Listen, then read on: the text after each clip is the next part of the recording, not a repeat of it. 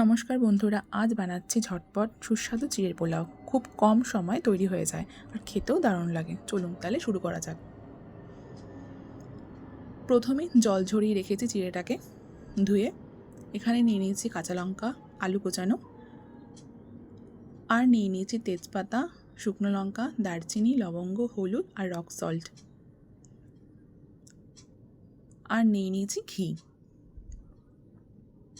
প্রথমে আলুটাকে নুন দিয়ে একটু হলুদ দিয়ে মাখিয়ে রাখবো, যাতে কড়াইতে না লেগে যায়।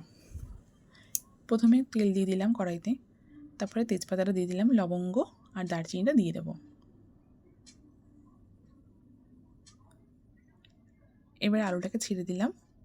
এবার ভালো করে ভেজে নেব আলুটাকে। এখন নুন আর হলুদটা দিয়ে দেবো।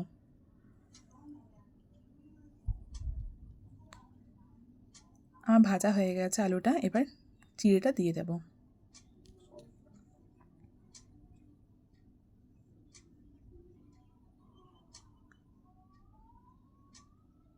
এবার চিড়েটাকে ভালো করে নাড়াচাড়া দিয়ে দেব। আমার চিড়ের পোলাও রেডি। এখন এবার হাফ চামচ একটু ঘি দিয়ে দেবো।